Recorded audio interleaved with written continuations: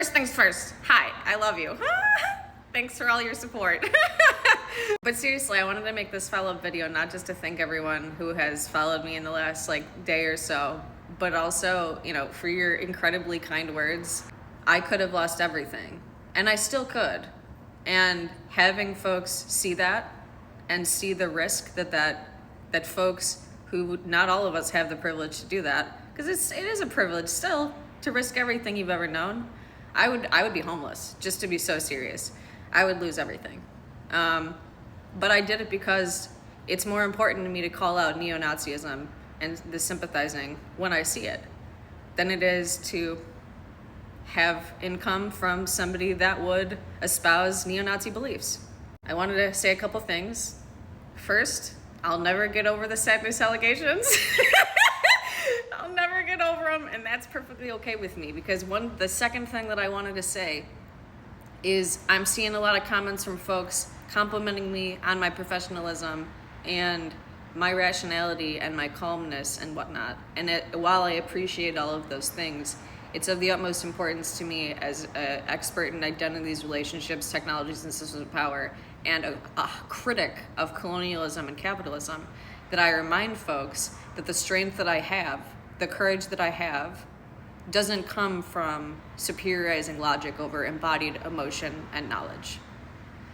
The strength that I have, the courage that I have, the brave ability that I can enact comes from my emotional strength that has taken me a lifetime of abuse and violence and being afraid and not doing something when I should have. Moments that I'm sure all of us have in our back pocket to guilt ourselves of if we chose to be in that mindset. And especially since C19 started, as anyone that's followed me over the last especially 3 years can attest, I've been very deliberately working on that as a part of who I am. So know that my final thing that I wanted to say is that I deeply appreciate anyone who has said, I wish that I could do what you did, but I need you to know that you can, okay?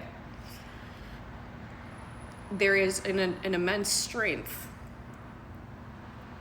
in utilizing your emotions and grounding, and many commenters, especially Black women and Black gender marginalized folks in general, have wisely commented that the strength is in the balance of the emotion and the logic. And that's something that, unfortunately, the authority gap that delegitimizes anyone who especially is disabled, Black or brown, gender marginalized, low or no income, is always wanting us to forget.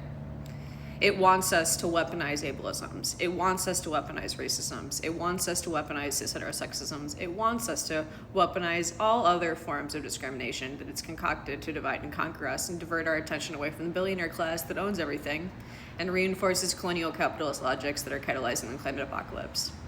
And it's of the utmost importance to me that you understand that no matter how many mistakes that you've made, no matter how much propaganda you've been taught, no matter how much hate you've projected on others and worked to unlearn and aim to be better, that this is a new day and you get to be whoever you want today, moving forward.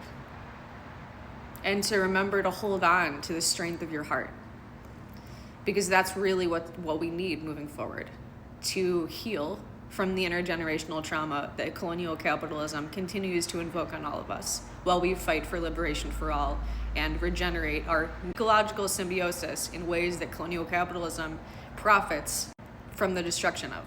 And one big thing that I urge everyone to do, if you like what I have to say, as someone that has lived almost entirely in my apartment, entirely alone, because I've followed the C19 research, is please, for your health and for the health of especially disabled Black and brown folks, wear a face mask. Please.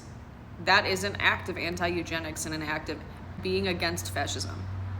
I need you to care about that. I need you to center your health and your wellness, and I need you to allow yourself to have ease. I need you to allow yourself to rest and be hydrated, and do things that you enjoy and play and cry and scream and be angry, because that is what this moment calls for. It is deeply dehumanizing to be alive right now. And it's never been better. That's the sad part. Of all my research, that's what I've learned the most. And we have a long way to go. So I look forward to fighting alongside you.